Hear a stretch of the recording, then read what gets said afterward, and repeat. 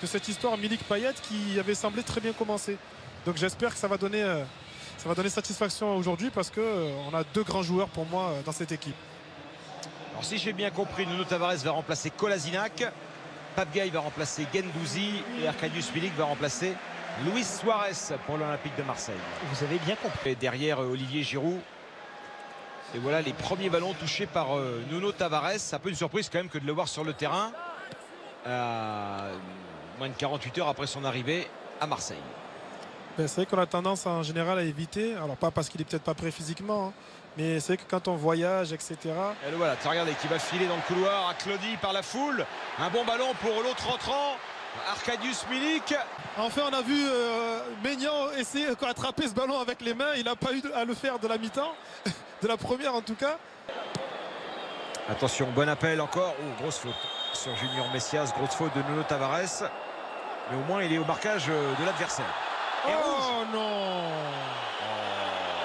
Quelle idée, mais quelle idée de mettre carton rouge. Amical. Voilà, il y a encore une chance, je pense. Il y a encore un défenseur qui peut encore intervenir. Ça semble être le dernier, mais Alors, déjà. Ouais, il est hors jeu. Déjà. Il est hors jeu, donc déjà, il va être annulé ce carton rouge. Ah ben, j'en connais un qui respire parce que là, il était en apnée là. Ouais, le pauvre. Remarquez, en 2 minutes, il avait déjà été dangereux une fois. Mais voilà, on a vu à la fois les belles qualités de Nuno Tavares qui est un remarquable contre-attaquant. Incroyable à Lille, mais encore plus maintenant à Milan. Avec l'expérience en plus. Nuno Tavares face à Calabria.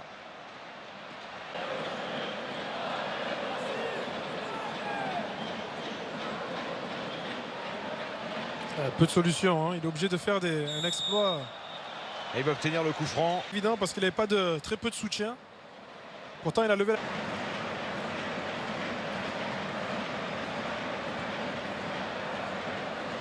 très peu de solutions, hein. On revient. Calabria. Tavares. Et le ballon de Gerson pour Payet. Payet face à Calabria. Quel ballon! Extérieur du pied de Dimitri Payet. Avec le centre, deuxième poteau à la tête de Jonathan Klaus, sa deuxième possibilité en deuxième période pour l'ancien Lensois. Comment c'est possible? Tout était bien fait, regardez encore une fois. Bon, Dimitri, on connaît son extérieur extrêmement précis. Un superbe appel, encore de la profondeur. Et puis, j'arrive pas à comprendre pourquoi il n'arrive pas à la rabattre. Et on revient encore une fois à la profondeur. Il y a des choses à faire dans le dos des défenseurs milanais. Adli, devancé par Nuno Tavares. Pape Gueye. Absolument. Chez Tatsar, entre Balerdi et chez Tatsar, il n'y a pas photo. Mais si chez Tatsar, lui aussi est un bon ballon. Nuno Tavares. Le centre. C'est très très difficile de... Ça a changé d'un entraîneur à l'autre en plus, j'imagine. Ouais, c'est ça, une pépite. Je pense qu'on aura l'occasion de voir encore un peu plus cette saison et de découvrir un Tavares, super joueur. Payet, Tavares.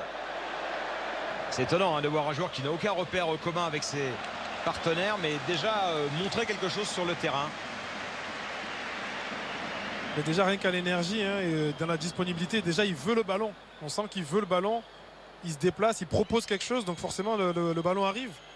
Alors que quand on a tendance, voilà, un petit peu être en demi-teinte, faire des appels un petit peu à moitié, avec très peu d'énergie, ça donne déjà moins envie de donner la balle.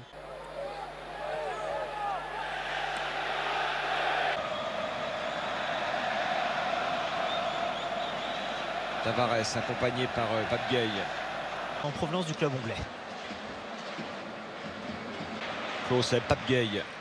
Renversement de jeu. Allez, un but de l'OM dans ces dernières minutes. Ce sera plus compliqué évidemment maintenant qu'ils sont à 10, mais ça éviterait quand même de rendre l'après-midi. Oh! Ah, ça plaît aux supporters marseillais.